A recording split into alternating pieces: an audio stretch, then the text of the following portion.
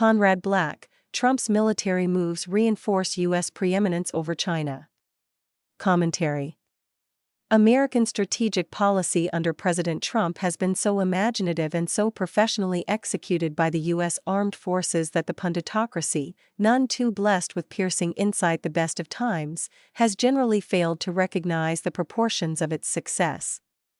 In the 13 months of this second Trump administration, a technique has been devised that has demonstrated it can almost immunize the United States against the depredations of its enemies, who have been subsidizing terrorism and guerrilla warfare to harass and enervate America.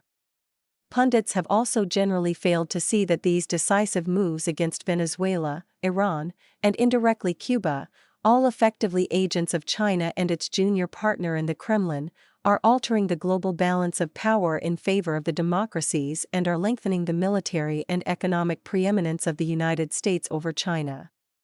In the course of this still relatively new year, the United States has moved to increase Venezuelan oil production and use it to displace Russia as a provider of oil to Western Europe, persuaded India to cease to be an energy customer of Russia, and effectively ended Iranian oil supplies to China. The scandalous hypocrisy of Western Europe beseeching American assistance in repulsing Russia from Ukraine while financing the Russian war in Ukraine by buying Russian oil is about to end. Presumably, Russia will shift its oil exports to China, replacing Venezuela and Iran as a supplier, while China replaces Western Europe and India as a Russian customer. But China buys oil at cut-rate prices, unlike the Russian customers it will be replacing, and China's oil supply will become more tenuous as Russia's oil revenue declines. This will put considerable pressure on the ability of Russia to continue to finance its war in Ukraine, a war that has already cost it approximately 1 million casualties and 500,000 deserters or draft evaders. And though it has gone on longer than the epic Russo-German War of 1941 to 1945, Russia has barely increased the amount of Ukrainian territory it has managed to occupy in the last 3 years. China has already suspended its formerly regular outrageous violations of Taiwanese airspace and its preposterous claims of international waterways such as the Formosa Straits as territorial waters of the People's Republic. The Chinese regime can't have been delighted about the almost effortless destruction of their sophisticated air defenses in Iran by the Americans and Israelis. No country has dared to attack the United States directly since the Japanese struck Pearl Harbor on December 7, 1941, and President Roosevelt promised the next day that "we will make it very certain that this form of treachery shall never again endanger us." Thereafter, the United States was not directly attacked, only lured into assisting anti-communist forces in Greece, Korea, a ludicrous micro-charade in Guatemala, the embarrassing fiasco of the Bay of Pigs, and much more dangerously, Vietnam. President Eisenhower welcomed South Vietnam into the Southeast Asia Treaty Organization, which ensured it assistance against invasion from the North Vietnamese Communists. The specific point of difference was that the Geneva Accords, which ended the war in Indochina and formalized the departure of the French, called for a vote on the unification of North and South Vietnam, and the Communists purported to believe this meant a single vote in both countries which they were bound to win by delivering 100% of the voters in the North.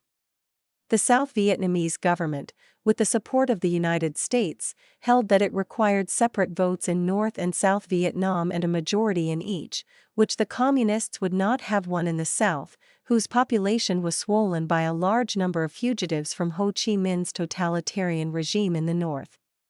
The Americans had no idea how to deal with such a war.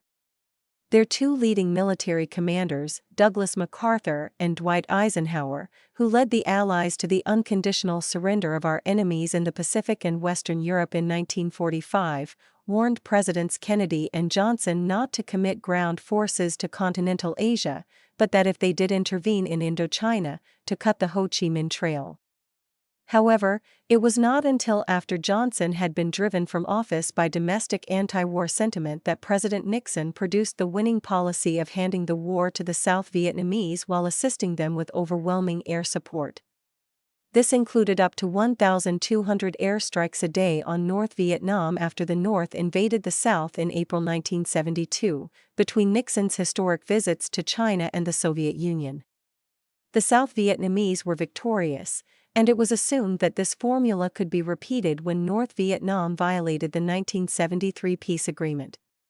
Only the nonsense of Watergate, which caused the evaporation every day of the administration's executive authority, prevented President Ford from assisting the South Vietnamese with the level of air support that had been foreseen, with the result that the government of the South was overrun.